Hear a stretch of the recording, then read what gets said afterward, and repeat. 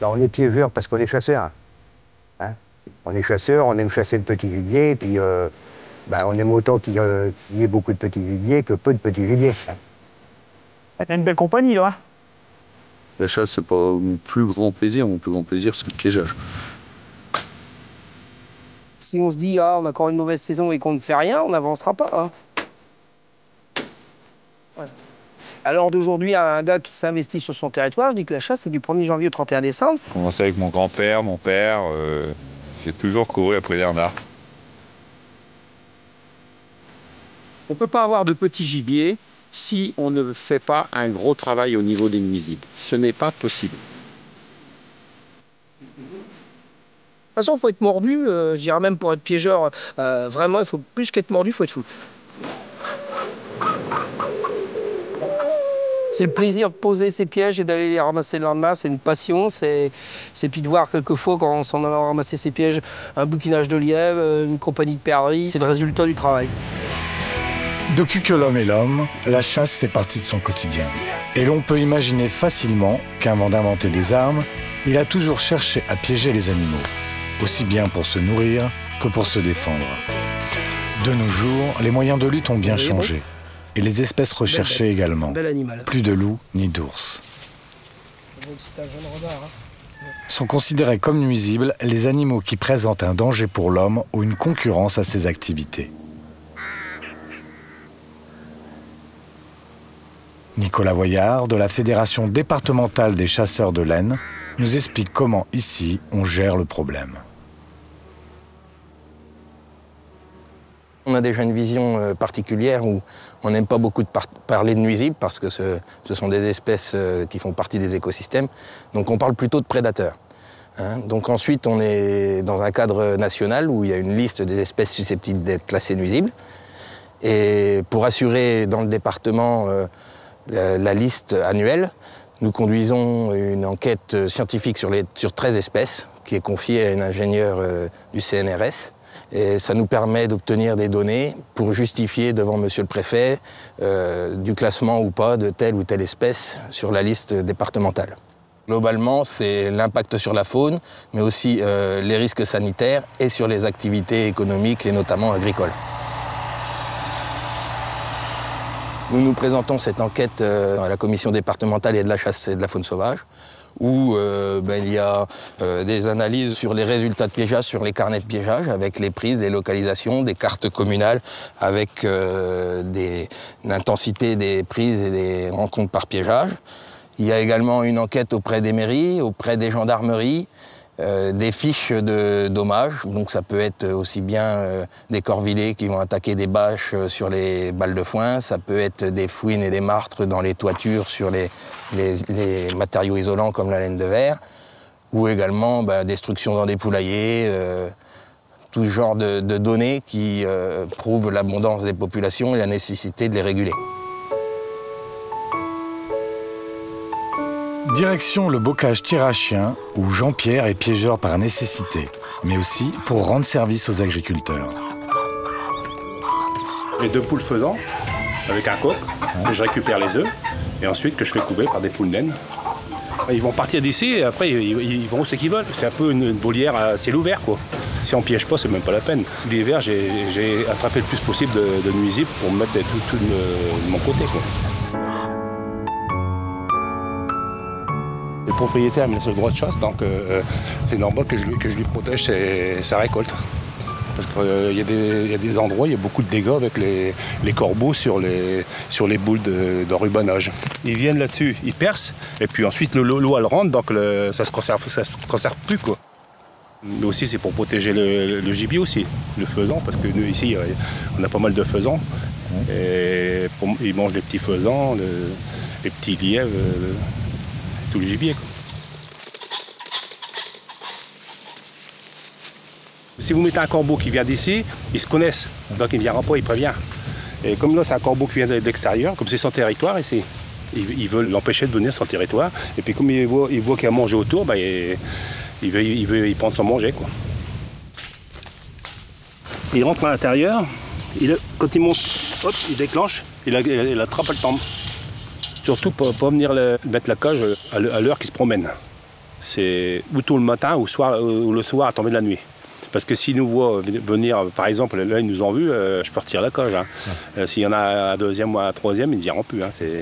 Ils sont pas bêtes, quoi.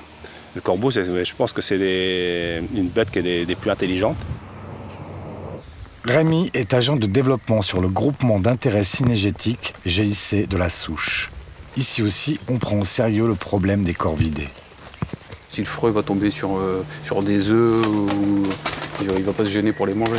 Mais je veux dire, sa nourriture principale, c'est beaucoup tout ce qui est maïs, pois, les tournesols. Il fait vraiment beaucoup de dégâts dans les cultures. C'est vrai que c'est la bête, on peut le dire, c'est la bête noire des agriculteurs. Parce que la corneille, ces dégâts sont basés plus sur au niveau des couvaisons, donc au niveau de la reproduction des perdrix, des canards dans les marais. C'est une vraie avec le G, une pilleuse de nid. C'est pour ça qu'au niveau du piégeage, la corneille, il ne faut pas la négliger. Hein. On parle beaucoup du renard, mais la corneille, elle fait autant de dégâts.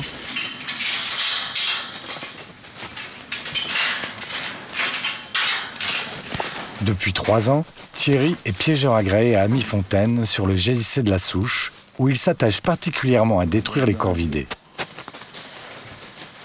Il nous explique sa méthode et pourquoi un tel acharnement. Là, il y a un adulte. Vous voyez, regardez, ça pince, mais ça veut arracher la peau. Ça, c'est le but. La corbotière, elle fonctionne déjà de mettre des aplants dedans. Ils nous font déjà des corbeaux au départ. En avoir au minimum au moins 2 à 3 dedans pour que ça bouge. Et il y a l'échelle centrale et ils rentrent par-dessus. Et ils ne peuvent pas arriver à remonter, dans le sens que pour remonter, il faut qu'ils volent. Et les ailes ouvertes, ils n'arrivent pas à remonter dans les carrés de l'échelle. Cette année, je suis quand même à 108, là, maintenant ça fait. C'est déjà pas mal, je pense. Mais bon, vous voyez, il y en a encore. Hein. Il y a encore beaucoup de boulot. Le meilleur moment, c'était quand ils ont fait la moisson ici. Ils sont revenus ramasser du grain là, les corbeaux. Et ils ont été attirés par les autres, ils ont rentré. C'est là que j'en ai fait le plus.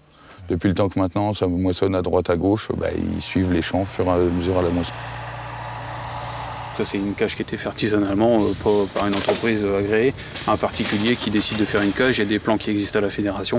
Il faut juste respecter le niveau de l'échelle d'entrée, donc l'espacement entre les barreaux. Parce que si on resserre trop, les corbeaux passent pas. Et si on laisse trop d'ouverture, après, c'est des gros rapaces qui rentrent comme des buses. Des fois, ils arrivent à rentrer quand même. Donc, 2 premières années de piégeage, 250 pies quand même. Il y avait plus de 10 ans que ça n'avait pas été fait par un ancien piégeur qui est décédé. Les fermes, dans leur cours, maintenant, ils ont des petits merles, ils ont des mésanges, ils ont de tout. Que pendant les 3 années avant, ils n'avaient plus rien du tout dans leur cours. Envahi de pies et plus d'oiseaux. C'est dans le petit village de la Selve que Charles nous fait découvrir le piégeage d'un autre corvidé, la pie bavarde. Le plus beau, c'est pour l'attraper. Cet oiseau noir et blanc est omnivore. Insectes, baies, détritus, mais aussi œufs et oisillons font partie de son régime alimentaire. Et puis sauvage. Elle mange les œufs des oiseaux, ils mangent les petits oiseaux, ils font tout ça. C'est un peu comme les corneilles. On met un morceau de pain, prenez une bouteille d'eau pour leur donner à boire.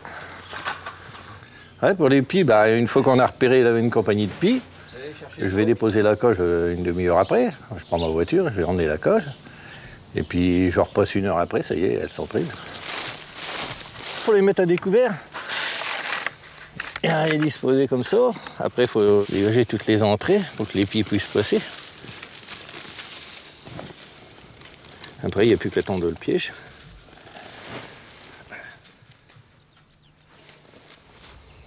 Alors après, il ne reste plus qu'à tendre.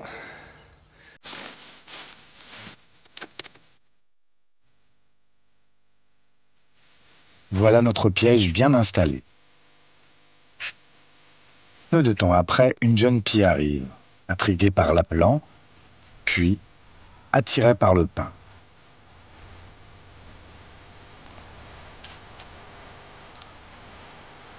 Elle entre dans la cage, mais juste la tête, et sans déclencher le mécanisme de la porte, se saisit du pain et ressort indemne pour se régaler. Le piégeage, bien souvent, n'est pas aussi facile qu'il y paraît. D'ailleurs, une autre difficulté vient de la législation en constante évolution, que tout piégeur doit connaître avant d'exercer son art. Le premier arrêté sur le piégeage date du 23 mai 1984 et a été suivi par beaucoup d'autres. Michael, formateur à la fédération, revient pour nous sur ce qui a changé au cours de ces années. Avant 84, il n'y avait pas de règles à respecter, hein. On pouvait attraper toutes les espèces, y compris les rapaces. Donc ici, on a un piège à poteau, hein, avec une palette en bois. Hein. Donc ce sont des pièges qui étaient fixés surtout sur des piquets de pâture, hein, qui servaient à attraper des rapaces diurnes et nocturnes. Le rapace venait pour se poser sur le piquet de pâture, il posait sa patte sur la palette en bois, le piège il se déclenchait, puis il était pris par les pattes. Comme il n'y avait pas d'interdit, il régulait avec du poison, de la strychnine. Il régulait les nerfs à la chloropicrine, le gaz. Hein. Et puis donc avec les pièges à palette et à mâchoire. Et bah, tout ça, c'est devenu interdit.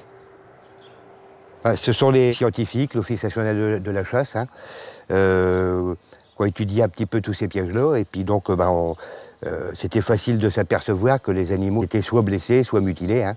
Donc il était temps de faire quelque chose. Pour le bien-être animal, c'est surtout ça. Hein. La succession des arrêtés, c'est toujours basé sur pour éviter les souffrances. En 84, on a commencé par la formation piégeuse, ensuite la transformation des anciens pièges, hein, pour pouvoir les utiliser. Ensuite, ils ont été supprimés, et ensuite, on a eu des nouveaux pièges. Hein. Avant le 1er juillet 2007, si on n'utilisait que des pièges de première catégorie, on n'était pas obligé d'être agréé. Depuis le 1er juillet 2007, là, c'est l'agrément obligatoire pour la totalité des pièges, hein, y compris les pièges de première catégorie. En effet, il existe un classement des pièges en 6 catégories. Donc les pièges de première catégorie, c'est tout ce qui est chatière, cagernard. Chaque catégorie correspond à une législation particulière qui évolue au gré des différents arrêtés. Heure de levée, disposition, restriction d'utilisation notamment, qui doit être scrupuleusement respectée sous peine d'amende.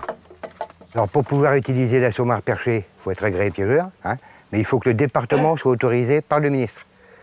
C'est pourquoi une formation piégeur agréée est obligatoire. Le raton laveur, la fuine, le lapin de Garenne, le renard, le vison d'Amérique... Elle aborde 5 thèmes principaux. Connaissance des espèces recherchées. Alors la fuine, nourriture généraliste, petits rongeurs, des oiseaux, des œufs, des insectes, des fruits. Connaissance des différents types de pièges et leurs conditions d'utilisation. Interdiction à moins de 200 mètres des habitations des tiers et à moins de 50 mètres des routes et des chemins ouverts au public. Pose interdite en couille. Manipulation des pièges. Comme ça là, voilà. Celui-là, il est chargé de tenir l'embryon là. Et l'autre là, il sert à quoi? Pourtant, il ne s'agit pas d'aller tirer 5 balles pour tuer l'animal, hein, parce que là, bah, c'est... Connaissance des mesures propres à diminuer les souffrances de l'animal. Qu'il soit tué instantanément sans souffrance. Application des connaissances. Comment il tient le dos de la main en appui. Ces formations sont en général organisées par les fédérations des chasseurs, durent 16 heures et sont animées par des formateurs agréés. À l'issue de la formation, un test de connaissances sans valeur d'examen est réalisé. Mais on va les repérer. Lesquels peut-on rencontrer régulièrement? Le piégeur est alors automatiquement agréé par le préfet et reçoit un numéro qu'il devra faire apparaître sur tous ses pièges. Voilà. Bon, c'est tout. On va pas dire qu'on a pas... Mais avoir des piégeurs formés dans un département n'est pas suffisant. Encore faut-il les fédérer afin de les aider dans leur action. Avec un appât carné. Un élément essentiel pour l'organisation de la régulation des prédateurs, c'est notre politique avec les unités de gestion et les groupements d'intérêt synergétiques, où grâce à un timbre-emploi qui est fictif, mais néanmoins présent dans le prix du permis de chaque chasseur, qui est à 12,65 €, nous avons créé une ligne budgétaire qui s'appelle timbre-emploi et qui nous permet de recruter des agents de développement synergétique dans les unités de gestion. Donc cet agent est le maillon de transmission entre la Fédé et les piégeurs. À charge pour lui, s'il veut que ça marche dans son unité de gestion, qui peut faire 20 à 40 000 hectares, de s'entourer d'un réseau de piégeurs. Les agents qui ont réussi à mobiliser des piégeurs autour d'eux ont vraiment une connaissance parfaite de toute leur unité de gestion et ils arrivent à appréhender une gestion globale de l'unité de gestion. On a mis des dizaines d'années pour comprendre qu'il fallait se mettre en GIC, qu'il fallait se mettre en équipe, C'est quand on a vu nos populations complètement dégringoler au niveau du lièvre, au niveau de beaucoup de choses, hein, qu'on a dit il faudrait peut-être faire quelque chose. Je crois qu'on a fait le tour de la question. Donc, on ne devrait pas avoir un contrat. Yves Michel est le président du GIC de la Sambre. Il nous explique l'intérêt d'avoir engagé Michel Boitteau comme agent de développement synégétique. On a donné du travail à quelqu'un qui était au chômage, qui est passionné et qui fait un travail extraordinaire sur tout le GIC, en accord bien entendu avec les gardes, les piégeurs. On était dans un système individualiste où les piégeurs étaient les maîtres sur leur territoire. Maintenant, ils travaillent en équipe. Ils travaillent avec le piégeur du territoire d'à côté. Ils travaillent avec Michel Boitteau qui, lui, est là pour les motiver, pour les aider, aussi bien techniquement que physiquement. Donc c'était un changement total de fonctionnement pour eux. Mais on a maintenant des équipes qui sont très soudées. Une personne toute seule ne peut rien faire sur 26 500 hectares. Il faut qu'elle ait une équipe autour d'elle. Tous les piégeurs interviennent bien sûr gratuitement et à la demande. Ils sont au service de tous. Cependant, face à des besoins spécifiques, le GIC a lancé un service payant de régulation des animaux indésirables en vue des communes, des entreprises, voire même des particuliers.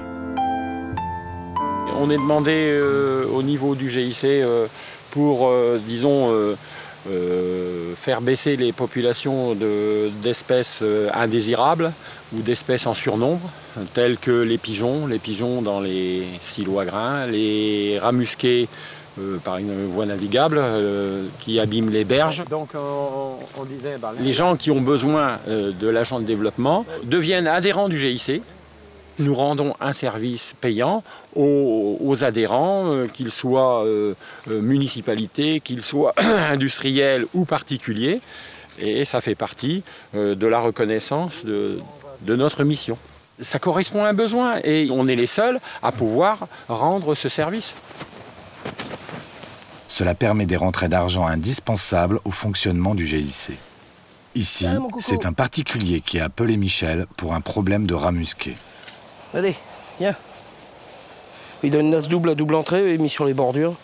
La population a bien baissé, hein, puisqu'on en a capturé beaucoup. Bon, en voilà déjà, hein. C'est la première, donc on va voir les autres. Ah, bah ça a encore mordu là. En voilà deux. Ah, ça c'est des jeunes. Les petits jeunes. Ça reproduit beaucoup, hein. On les dégâts dans les petites plantations, ça perce les digues. Bien souvent, les étangs sont toujours un peu trop près des rivières, donc ils percent, et puis donc il y a des fuites d'eau. Même rivière, hein, n'importe où, fosses, on a des grandes fosses qui sont dans les petits étangs qui sont au milieu des champs de maïs. Quand il y a plusieurs familles de rats musqués, il y a énormément de dégâts. Au niveau de l'agriculture, beaucoup dans les blés. Oui. Ensuite, deuxièmement, c'est vecteur de maladies, énormément de maladies, pour les bovins et ainsi de suite, quoi, hein. Le ténia, par exemple, c'est vecteur du téniol. C'est pour ça qu'ils nous appellent, quoi. Encore un. Le rat musqué revient énormément par rapport, je veux dire, il y a une quinzaine d'années en arrière, où les peaux étaient toujours commerciables. Donc les gens piégeaient beaucoup le rat musqué pour vendre les peaux. Aujourd'hui, on n'a plus le droit. Donc la population du rat musqué a augmenté énormément.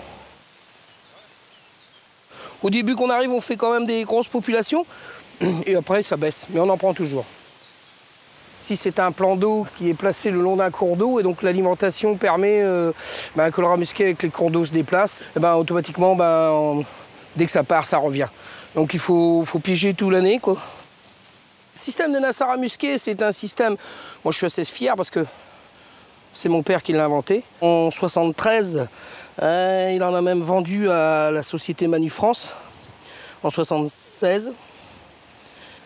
Simple et doux entrée. Donc, vous voyez, c'est petit clapier ici que le rat va pousser avec son nez pour aller chercher la pomme. Tout simple, hein. Et ça se referme derrière lui. Ce qui permet à la nasse à rat musqué par rapport au piège, c'est qu'on prend du rat musqué, tandis que le piège, comme on a le 13-13 qui va très bien, si on met un appât dessus ou quoi que ce soit, quelquefois, on arrive. On peut avoir une poule d'eau qui s'est fait prendre, on peut avoir un canard. Pendant le piégeage, on ne fait pas d'omelette sans casser d'œuf, hein, parce qu'on ne prend pas toujours ce qu'on veut. Mais ça, c'est quand même beaucoup plus sélectif. Faut croire que les dents, hein, ça mord. Hein. Bon, il faut reconnaître que le rat musqué n'est pas quelque chose d'énormément compliqué à piéger. Quand on a déjà le matériel et un peu de connaissance, il suffit de regarder les fréquentations, parce que bon, le rat musqué est bête. Hein. Naturellement, c'est bête, ça passe à ses coulées, ça a ses habitudes, donc on essaye de bien l'équilibrer. Voilà. Un petit peu, quelques centimètres dans l'eau comme ça. Et donc c'est parti. C'est une mise en route aux jeunes piégeurs, en quelque sorte. C'est un stade communal où il y avait beaucoup de tops. Bon, là, il n'y a plus grand-chose, parce que j'en ai déjà piégé beaucoup. On m'a demandé d'intervenir et de monter faire un contrat au top. Donc, eh ben, on a mis en place des pièges. On a déjà fait à peu près une 60aine depuis un bon moment. Il y a encore quelques topinières, mais plus grand-chose, parce qu'avant, ça n'était que ça. Il y a une société qui est venue mettre des trucs ultrasons, qui est venue mettre du poison, des répulsifs, des bouteilles, des trucs de gaz. Ça leur a coûté une fortune. Un mois après, les topinières étaient revenues. La top, c'est comme un renard, hein, comme un nuisible. Hein. Si on veut du résultat, il faut qu'il soit mort. Et voilà, la première prise. La taupe n'a pas de statut particulier. Elle est piégeable au même titre que le rat ou la souris. Et la deuxième prise. Il faut dire que la taupe se nourrit énormément de vers de terre. Sur le milieu du terrain, là où il fait sec, les vers de terre vont un peu s'écarter pour venir chercher un peu l'humidité qui va se trouver dans les racines. Ici, elles vont toujours chasser le ver de terre. Et donc, c'est plus facile à les prendre là. On les prendra différemment avec un autre système, toujours au piège à taupe, au milieu du terrain, que là, on va les piéger toute l'année. C'est des passages où ils passeront toute l'année. Et là, c'est là qu'on va en prendre le plus. On arrive à trouver les galeries, on essaye de trouver toujours 2 galeries, voire 3, hein, en creusant. Il y a des trous qui descendent à pic, on ne piège pas dedans, parce que quand elle remonte avec ses pattes, elle tire les pièges. On essaie toujours d'essayer de tendre à plat. La taupe qui est ici a été complètement poussée par derrière par une autre taupe pour pouvoir passer. On sait qu'il y en a encore une qui est venue derrière pour passer. C'était repoussé comme ça. C'est des petites bêtes avec des pattes très très puissantes. Très très puissantes pour pouvoir creuser. Voici l'œil d'une taupe. C'est tout petit, parce que myope comme une taupe, c'est le cas de le dire. Par contre, elles ont un odorat et un ouïe très très développé. Les dentitions sont très fines. Elles se nourrissent énormément de vers de terre, de lambriques. Le piégeage à taupe, c'est quelque chose de délicat. Trouver la galerie, c'est assez simple. Alors vous avez un anneau comme ceci, avec une pince. C'est la sensibilité de l'anneau. Dès que la taupe rentre en contact, ça accroche à peine, voilà. Dès qu'elle touche l'anneau, voilà. On prend une cuillère pour éviter d'y mettre ses doigts pour y laisser des odeurs. Elle est myope, mais elle a un odorat très très développé. Donc on y remet notre piège, comme ceci. Nous allons le remettre dans la galerie comme cela. On repose un gazon sur le piège pour que le trou soit complètement noir. On met de la terre, parce que le naturel, toujours avec le naturel. Bon, on met le gazon dans ce sens-là pour savoir qu'on a posé des pièges ici. Ensuite, on a le piégeage à taupe, par exemple, dans la taupinière fraîche. Une supposition que cette taupinière-là vient d'être créée. Cette nuit, elle est fraîche. Elle va revenir pendant au moins 2 jours, ramener dedans des nouvelles terres. Celle que vous prenez dans la galerie, elle est en train de chasser, elle se promène, elle ne pousse pas de terre. Celle-ci, elle va pousser de la terre devant elle. Donc, plutôt de mettre l'anneau, comme on le met habituellement dans la galerie, on va le reculer beaucoup plus fort par rapport à celui qui est de moitié. Parce que la taupe va pousser de la terre, et c'est en poussant la terre qu'elle va déclencher le piège et qu'elle va se faire prendre juste au bout. Donc, on y bloque notre piège ici, ne bouge pas. Alors là, j'ai un piège de partie. Alors il arrive de temps en temps qu'on a une taupe qui se fait prendre par le bout d'une patte. C'est l'anneau. Là, j'ai pas encore la taupe. Elle s'est fait prendre par le bout de la patte. Voilà, et elle était partie avec mon piège. Voilà, c'est très rare parce que vous avez vu tout à l'heure qu'elles sont prises en travers. D'accord. Et là, c'est une petite visseuse qui s'est fait prendre par le bout de la patte. On a nettoyé un peu, on reviendra de temps en temps quand le gardien nous appellera du terrain en disant il y a des taupinières, des taupes de revenus. Et puis on remettra une séance et puis on piège à l'année parce qu'il faut piéger à l'année. Parce que les taupes qu'on attrape ici, c'est celles qui vont aussi là-bas. Et puis bon, le territoire se libère, ça arrive. Hein. Ah. Alors, là, vous voyez, carton plein. Une de ce côté-là, une de ce côté-là. J'avoue que si les renards étaient aussi simples à prendre que les taupes, ça serait beaucoup plus facile. Mais il faut dire quand même qu'il y a beaucoup plus de taupes que de renards. Hein. Parce que si on avait autant de renards que de taupes, il n'y aurait plus du tout de gibier.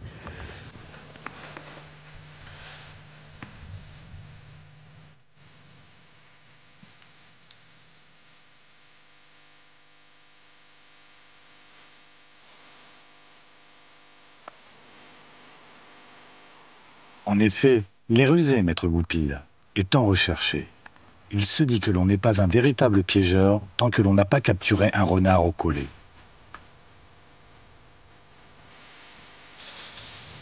Marc, qui fait partie du GIC de la Sambre, nous prodigue ses conseils pour le colletage du renard.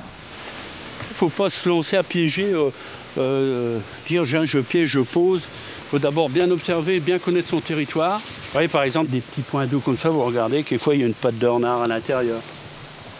Donc ici on arrive à un endroit où j'ai posé 3 coulées. Là l'herbe est un peu plus tassée, ça fait un genre de coulée là. Donc un renard en général il suit les haies aussi. Parce qu'il ne se met pas à découvert, un renard, et ça prend les fonds, ça prend la bordure de haies. Il faut bien connaître son territoire. Là par exemple j'ai une mère de chevreuil avec 2 jeunes. Donc il faut bien regarder les coulées de renard, surtout ne pas mettre les coulées n'importe où pour attraper les jeunes de chevreuil. Il faut observer.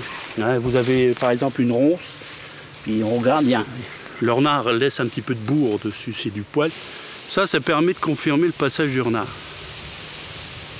Hein. C'est pour ça qu'avant de poser son collet, on dit, faut pas dire tiens il y a une coulée, je pose, puis je m'en vais. Il faut être observateur, il faut voir, il y a un peu de terre, il y a un peu de bourre, bon c'est de la bourre de lièvre, c'est de la bourre de renard, bon c'est pas coupé. Faut toujours être dedans, faut regarder, il faut voir. Faut pas commencer à tourner, à essayer de bouger une branche, faut laisser l'environnement comme il est. Le renard a ses habitudes, arrive, passe, il a ses habitudes. Si vous changez quelque chose dans son environnement, hop, il a un temps d'arrêt, il se méfie, demi-tour, parti, vous perdez votre temps. Je vais aller poser un collet sur une coulée.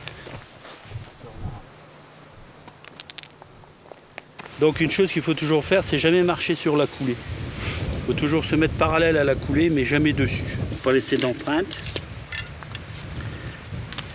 Je double. Un renard est assez puissant, à force de tirer dessus, il risque de le casser. Donc ici nous avons un fil de clôture. Donc j'attache mon collet au niveau du fil de la clôture. Ensuite je prends 2 badines que je place de chaque côté de la coulée. Là, donc elles sont fendues. On place le collet. La première pièce, on le met derrière l'arrêtoir, comme ceci. Et ensuite, je place l'extrémité du câble dans l'autre badine. Et ensuite, je mesure. Ici, je ne suis pas sous les normes, puisqu'il y a 15. Donc, je relève mes badines. Et là, je mesure, j'ai 21 cm en dessous du collet.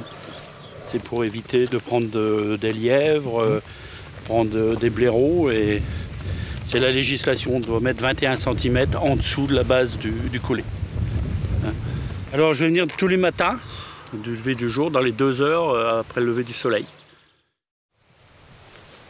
Le lendemain matin, nous suivons Marc dans sa tournée. Ça, c'est un renard d'eau. Il est pris par l'arrière-train parce que c'est un jeune. Un renard, ça, en moyenne, ça sauve une 30aine de pièces de gibier par an, passant du lièvre à la perdrix, au faisan, au canard. J'avais repéré une coulée, et puis bon, je me doutais un peu qu'il y avait un peu de renard dans le secteur, une nichetée qu'on n'avait pas pu déterrer disons, au printemps. Ben là, on arrive au 9e renard sur le secteur de piégeage que j'effectue ici sur une partie de la commune.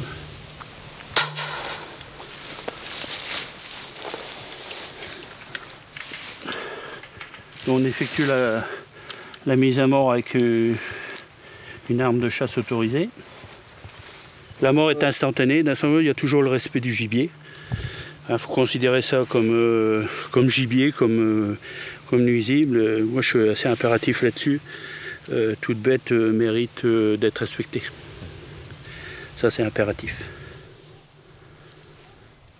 Un renard, si on sait qu'il est aussi très utile à nettoyer les animaux malades, à capturer les petits rongeurs qui peuvent être gênants pour les activités agricoles, quand il n'a pas son quota de nourriture, eh bien, il n'hésite pas à s'attaquer à un poulailler ou toute source de nourriture qui va lui permettre d'élever sa nichée et de développer ses populations.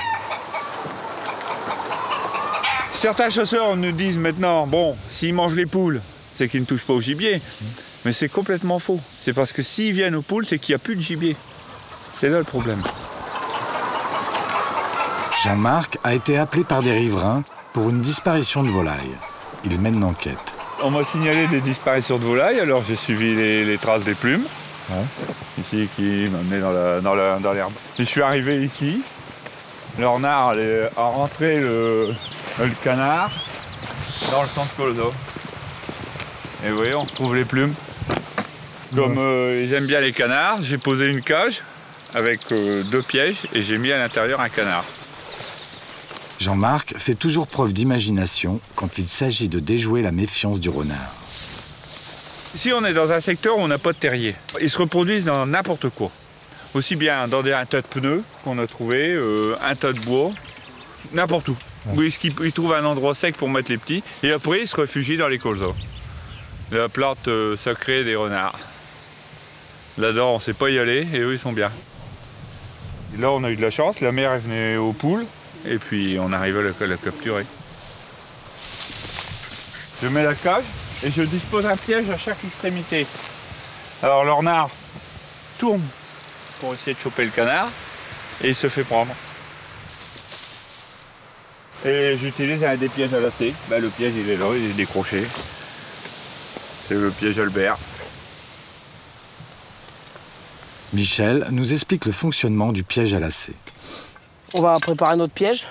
On va mettre au sol un trou à plat. Donc, vous voyez ici, sur chaque piège, il y a toujours un numéro piégeur qui est déclaré en mairie. C'est obligatoire, c'est la loi. On va poser son piège bien à plat comme ceci. De manière que quand le renard tourne autour, quand il met sa patte, le piège se referme correctement. Parce que si vous le mettez dans ce sens-là, bien souvent, en tournant autour, il met sa patte ici. Et quelquefois, quand le piège se déclenche, la patte remonte. Elle ne se fait pas prendre. Donc on essaye toujours, vu qu'il va tourner autour, de le mettre dans ce sens-là. On va détendre notre piège en tenant notre ressort d'une main. Repousser le câble en dessous. Et on va bien bloquer notre piège au sol.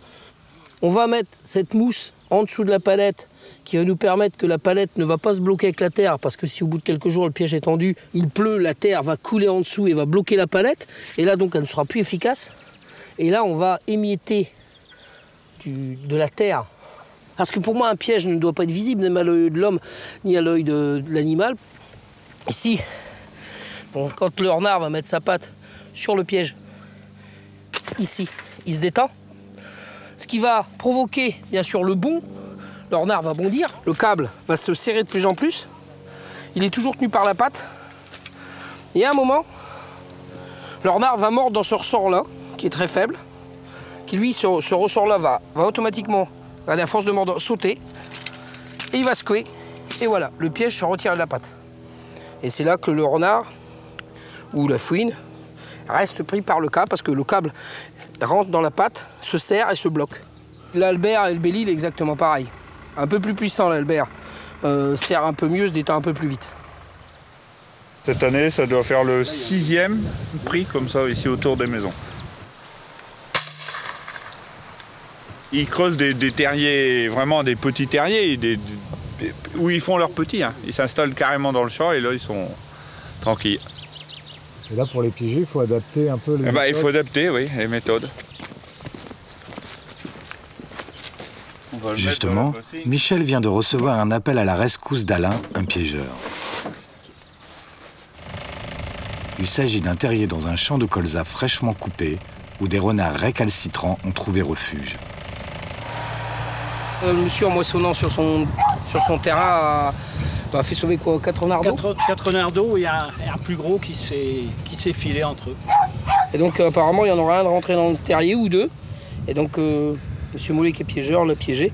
Et ce matin, le piège était détendu, mais apparemment, le renard a essayé de sortir, a détendu le piège, mais il est resté dans le terrier.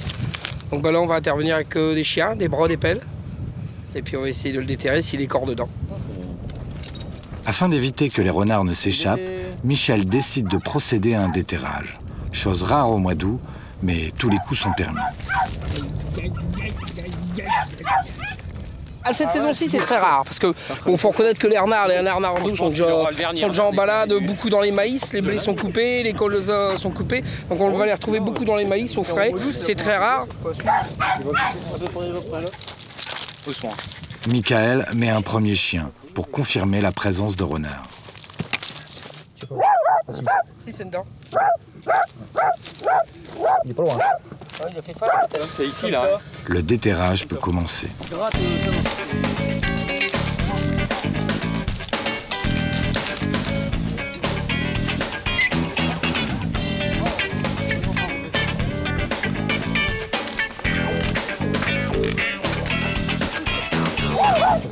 Si, c'est dedans. C'est des chiens quand même qui ont du métier, hein, et ils débutent pas quand ils tiennent le ferme, c'est qu'il y a quelque chose.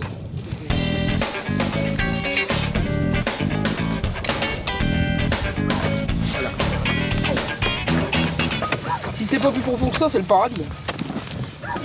Ça repousse pas trop bien ça. Là, elle écoute. Le chien, s'il est bien au ferme là. Vas-y, donne la voix. Ouais, je suis au-dessus, c'est bon. Il doit pas être loin, le renard. Vas-y. Vas-y, il essaye de passer, d'attaquer. Ouais. Le renard, il doit pas être loin. Attends. Ah, il l'a. Ah, c'est le renard qui tient là. Ouais. Hein? Encore quelques coups de pelle et le renard est en vue. Ah, il est là. Ça ne n'ouvre pas trop parce que si ça se barre, Oh, oui. C'est bon, c'est bon.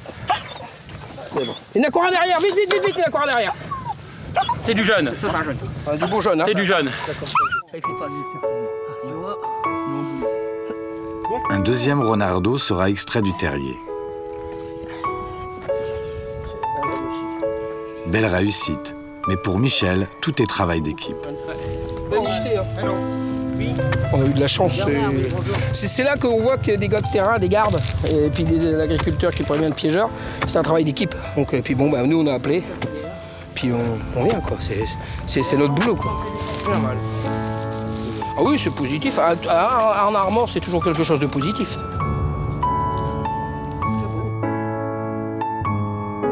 Toujours sur les traces de Maître Goupil, nous reprenons la direction du GIC de la Souche pour suivre à nouveau Thierry dans sa tournée. Il nous explique pourquoi il a choisi de piéger le renard à la cage. Ah, une bonne prise. Je suis venu ce matin, je suis passé ce matin, rien. J'ai fait le tour de mes cages. Et puis je dis après-midi, tiens, je vais aller redonner à boire et à manger pour mon pigeon. Et puis un renard. Un jeune renard de la première portée qu'il y a eu cette année. Il est déjà grand quand même. Hein. C'est pas un renardeau de la deuxième portée, ça. Impeccable, 5e de l'année. Super. Moi, je préfère à la cage. Déjà, ça me laisse un peu le temps de venir avant 10 h du matin. Comme ce matin, j'étais là à 8 h. Qu'un collet, c'est 1 heure après le lever du jour. Et je peux pas me permettre, avec les enfants à l'école et tout, je peux pas me permettre d'être là, on va dire, à 6 h du matin tous les jours. On arrive à voir à peu près où il passe, à essayer de mettre la cage où il faut. Des belles dents quand même. Hein. On est 7 en tout, comme ça. Je l'ai rapporté ici il n'y a pas longtemps, il y a 3 semaines, et ça fait déjà le 2e en 15 jours de temps. Ici, il n'y a personne, il y a les maisons qui sont à 100 mètres là-bas, mais il n'y a personne qui se balade ici. Spécialement, il n'y a pas grand-chose à faire, hein, à part qu'elle soit propre, qu'il n'y ait pas d'odeur humaine. C'est surtout ce qu'il faut. Et que ce ne soit pas fréquenté par les humains. Moi, quand je viens, à part donner à manger ou donner à boire aux pigeons, j'y viens vraiment à proximité, en voiture, et je descends même pas. Moins il y a d'odeur, mieux c'est. S'il y a de l'odeur, de toute façon, on n'aura rien. L'année dernière, j'en ai fait 18 en tout. Là, comme c'est là, aucune souffrance. Ma passion, c'est la chasse au lapin, avec les furets, mais Ça, c'est ma passion. Ça, c'est pour, pareil, c'est pour nettoyer un peu parce que par place, on en est vraiment empesté de lapins. Trop de lapins. Et la sélection, il faut arriver à la faire. Ça reproduit trop bien.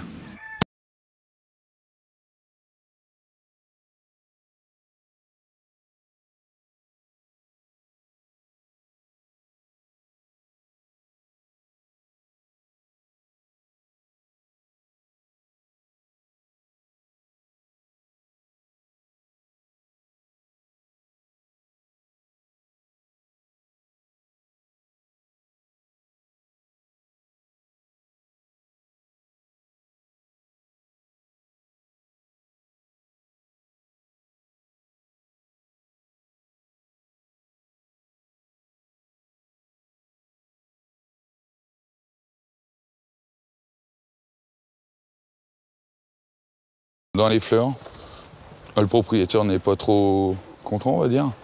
La propriétaire, parce que ces fleurs... Madame.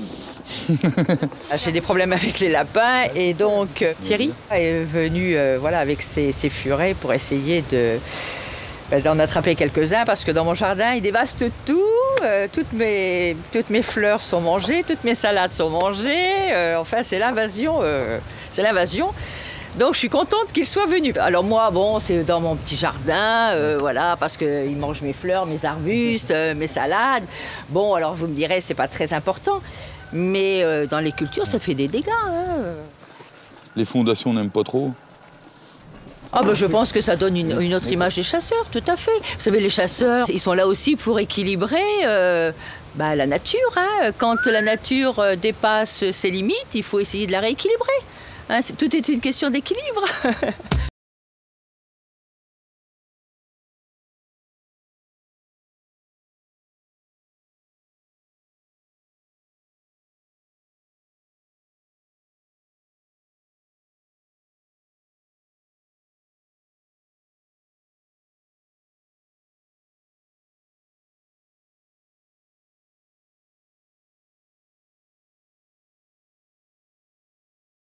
Que des vidanges de terriers et de lapins. C'est un gros problème pour la ferme. C'est leur bac de rétention de gouttières, de champs, de tout ce qu'on veut. C'est comme une piscine avec un trou, l'eau elle reste pas. À l'agriculteur qui nous le demande personnellement, on va dire, comme je piège sur les renards, tout ça sur le secteur. Là, on travaille qu'avec les bourses et le furet. Comme la chasse n'est pas ouverte, là on n'a pas le choix, le fusil on n'a pas le droit. Un mâle de 2 ans et une jeune femelle qui travaille très bien. Bon, il y a assez de 2 là pour le secteur. On va poser tous les bourses en gueule de trou et après on va mettre les furets pour pouvoir les faire sortir. Ici se posent les cages. Alors la cage, elle a toujours un clapet. Le lapin rentre, il se fait prendre dedans. Quand il est rentré dans le tube, le clapet se referme. Il ne peut plus sortir. C'est là que je le prends et qu'on le détruit ensuite. On vérifie toujours bien que l'entrée de la bourse soit bien flexible, pour pas qu'elle soit bloquée, sinon la tête du lapin, il fait demi-tour obligatoirement. Et bien mettre la bourse correctement pour que le lapin puisse s'enfiler directement dedans. Mais bon, des trous comme ça, c'est pas toujours évident.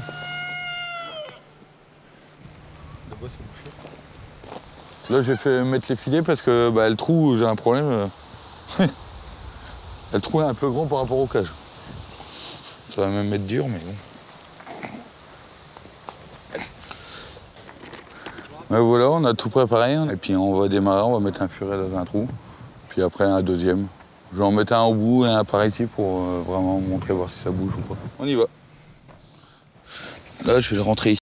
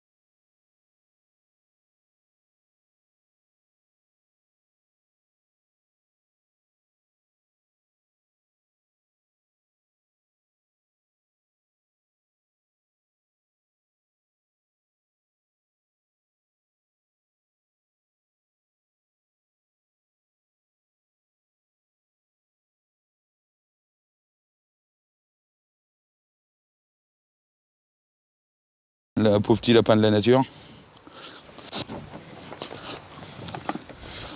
Bon là on a bien travaillé quand même. Hein. 6 prises sur le bassin. Impeccable. On n'a pas tout détruit là. Là il faut continuer. Hein. On va pas continuer aujourd'hui, on va laisser tomber une semaine ou deux. Et on va recommencer.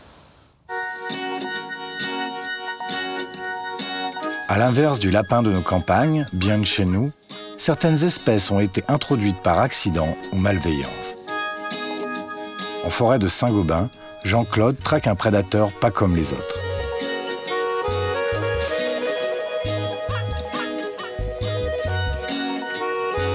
Le raton laveur. Nous, notre politique est assez simple à travers l'étude scientifique, à travers ce que nous demandons à Monsieur le Préfet en commission départementale. Ce sont des espèces exogènes qui ont été importées. Pour le raton laveur, il vient du camp militaire de Couron, apporté par les Américains. Le ragondin, c'est pareil, c'est originaire d'Amérique, ça a été apporté en France. Donc là, même avec les représentants des associations environnementales, on n'a pas de souci pour obtenir le statut parce que elles font des dommages sur les territoires. Ça peut être aussi pour le ragondin, le rat musqué, des trous dans les berges, effondrement de berges, des problèmes avec les ruisseaux et l'épuration des eaux. Donc là, aucun souci pour obtenir le classement de ces espèces-là de tous les partenaires. Oh, moi, j'ai attrapé une poule. À lapin, tout ça. Je fais pas de... Bon, le gibier, tout ça, les perdreaux, les faisans, tout ça, les petits lièvres, tout ça, ça y pas, ça. Ça, c'est vraiment, c'est pire qu'un show. Hein. L'année dernière, on a fait 18. 18, et puis le compagne a dû en faire 3. 21 dans pour la petite commune, là. Bah, ça c'est bien à prendre parce que ça suit la coulée. Hein. Il y a une coulée, bon, il va... Vous la grainer, il vient directement. Et ça raffole du maïs. Hein. C'est incroyable. Bah, moi, j'ai toujours connu ça. Hein. Moi, plus en que ça, j'ai toujours connu... plus ou moins, mais là, pas d'un moment, on est de plus en plus, quoi.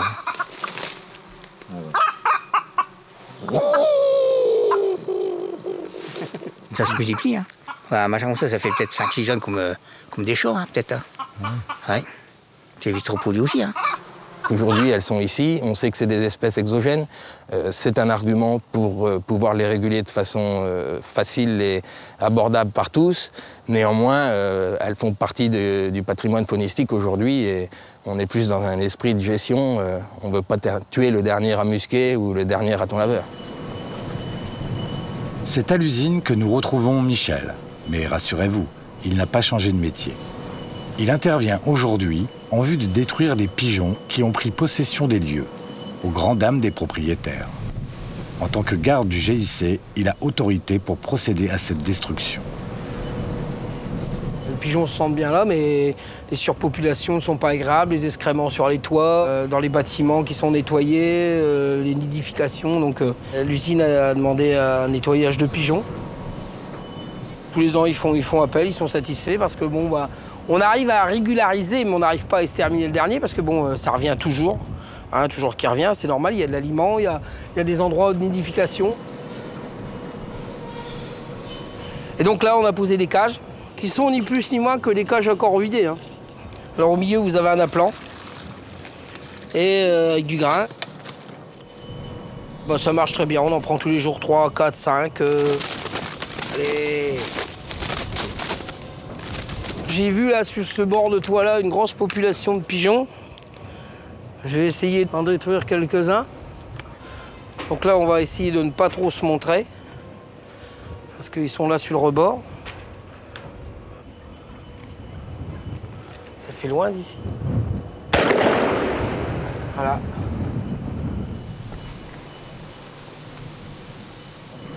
Et ça, les pigeons qu'on récupère là, ça nous sert à nourrir les corbeaux dans les corbeautières. Vous voyez, tout est utile, quoi. Ou même à piéger aussi les fouines, les martres dans les chatières. Dans ces morts, c'est très efficace. Fouines, martres et putois, de la famille des Mustélidés, font également partie de notre faune. Leur présence est nécessaire, mais leur prolifération engendre souvent des problèmes. C'est pourquoi leur régulation est autorisée, avec certaines restrictions cependant. Par exemple, pour la martre, La martre fréquente plutôt les milieux boisés, donc nous avons associé les milieux boisés, c'est-à-dire plus de 20% de boisement sur la commune, et des opérations de plan de chasse faisan, puisque la martre est un des principaux prédateurs du faisan. Voilà. Voilà la martre. Voilà. On néglige un peu dans le piégeage ce qui est des fouines, martres, putois.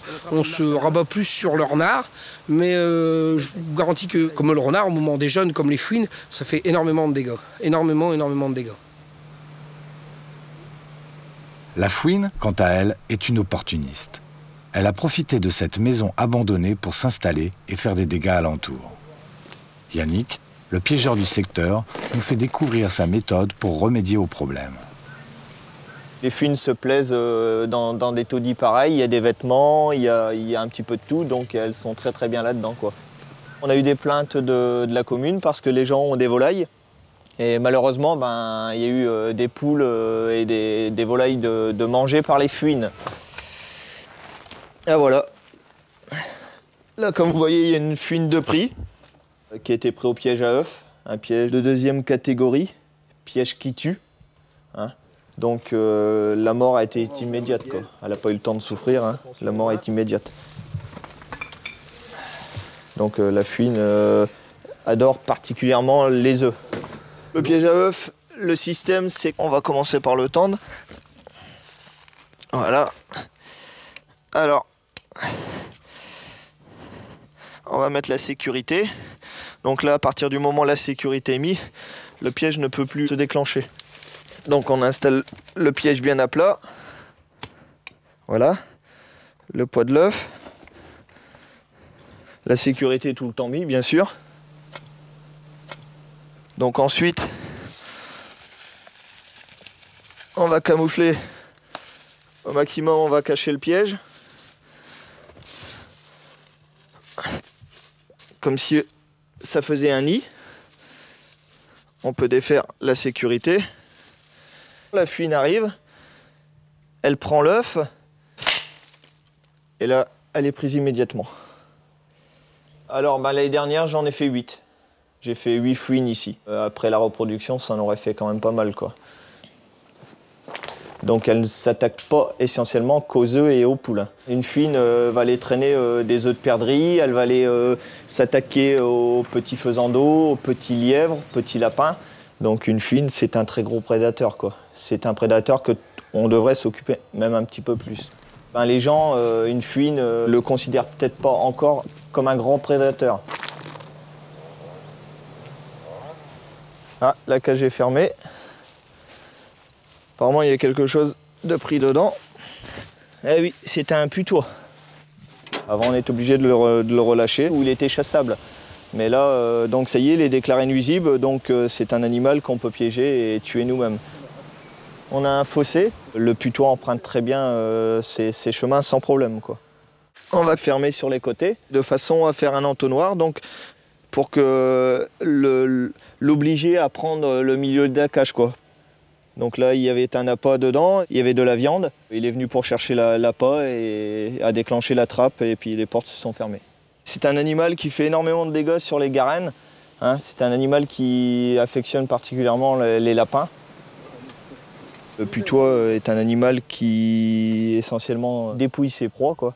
Donc en laissant généralement la tête, il enlève la peau et il mange ce qui est bon, quoi. C'est la différence avec la fouine qui, elle, généralement, mange que la tête. Donc dans les poulaillers, souvent on retrouve des volailles ou des canards qui n'ont plus de tête. C'est parce que bon, c'est une fouine. C'est un animal qui traîne beaucoup autour des rivières, des ruisseaux, pour manger des grenouilles, du poisson, du rat musqué. Il est utile aussi, hein, donc il faut le réguler comme il faut, quoi. Même si bon nombre de pièges sont commercialisés, bien souvent par souci financier, mais aussi d'efficacité, le piégeur fait preuve de créativité pour arriver à ses fins. Voilà. Un putois. On a quand même appris beaucoup les ficelles par les anciens qui ont déjà vécu avant nous. Et donc j'avais un vieux monsieur qui m'avait montré un système avec un drain. Le système, c'est très simple. À l'intérieur, on a mis un lapin qu'on a trouvé mort, comme appât, qu'on enfile dans le drain. Ce drap-là était découpé à la disqueuse sur les côtés, de chaque côté, pour pouvoir faciliter d'y introduire le piège. On va retendre notre piège. Et avec les petits bouts de bois, bon, ça prend un peu plus d'épaisseur, c'est plus naturel. Et donc, quand l'animal va vouloir passer entre deux, il va pousser sur les bouts de bois pour aller chercher l'appât. Et c'est là que ça va déclencher. Donc je vais mettre mes ressorts à plat. Je vais mettre mon piège ici à l'intérieur. Là. D'accord. Je vais caler mon piège avec 2 petits bâtons pour pas qu'il bouge. Je vais remettre un peu de feuilles ici à l'entrée pour que ça reste naturel.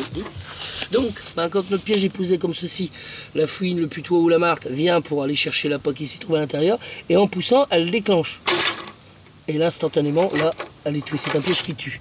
Tout ce qui est fouine, putois, martre aime bien visiter tout ce qui est de drain, ainsi de suite, s'il n'y a pas un petit lapin dedans ou quoi que ce soit. Donc, elles aiment bien emprunter tout ça en période de chasse pour se nourrir. Yannick, comme tous les autres piégeurs que nous avons rencontrés, est bénévole et il ne compte pas son temps. Mais si l'on additionne l'achat des pièges, le gasoil et les frais divers, cela représente un budget non négligeable qui peut décourager certains piégeurs. C'est pourquoi les fédérations de chasseurs mettent en place des systèmes destinés à les aider financièrement. Les primes prédateurs, les primes nuisibles, c'est une somme qui est donnée par la fédération à chaque réalisation. Un renard, par exemple, c'est 7,60 € pour récompenser le piégeur. Et ces gens-là ont bien besoin d'être récompensés. L'année dernière, on a pris une mesure exceptionnelle. On a doublé la prime au renard, c'est-à-dire 2 fois 7,60 €. Et il y avait sur le GIC, et il y a encore des sociétés qui doublent la prime pour le piégeur de la société. C'est-à-dire que certains piégeurs touchent 3 fois 7,60 €. Ça peut paraître énorme, mais le but, c'est d'atteindre le résultat. C'est essentiel, hein. On voit les résultats d'évolution de comptage lièvre, on voit l'évolution des ICA renards. Des GIC qui ont réussi à mettre ça en place arrivent à avoir 0,01 renard observé au kilomètre éclairé.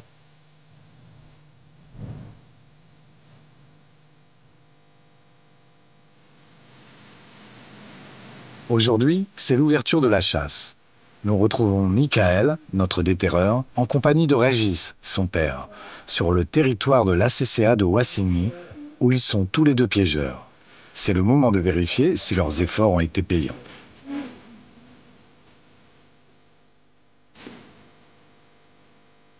Le piégeage est un maillon essentiel au niveau de la chasse. C'est ce qui nous permet quand même de monter nos populations. Puis bon, c'est une chasse en même temps, si on veut. Ça permet d'être sur le terrain toute l'année, de voir ce qui se passe, rencontrer des autres, travailler en plusieurs.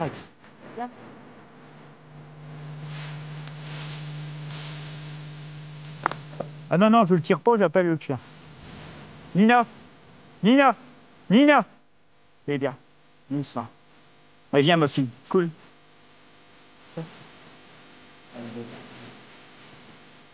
Là! Nina! Là! Nina! Je crois que les chasseurs ont des missions de service d'intérêt général et la sauvegarde de la biodiversité, c'est quelque chose d'essentiel. Donc aujourd'hui, même si le grand gibier se porte à merveille, le petit gibier fait partie de cette biodiversité. C'est des espèces essentielles pour la pratique de la chasse. N'importe quel chasseur est très heureux de prélever un lapin, un lièvre, une perdrix, un faisan. Et si demain, ces espèces n'étaient plus chassables pour cause de densité trop basse, les fédérations perdraient bon nombre de chasseurs. On est là aussi pour veiller à ce que les chasseurs puissent chasser. Et pour que les chasseurs puissent chasser, il faut qu'il y ait du petit gibier. Et le petit gibier doit faire l'objet de toutes les attentions.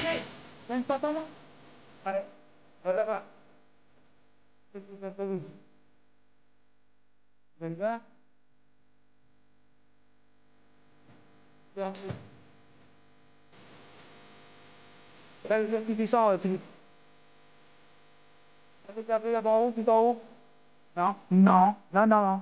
Ah si. Non, non.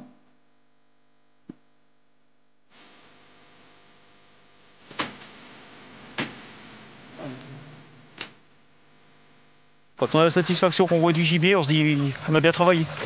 Ça fait plaisir.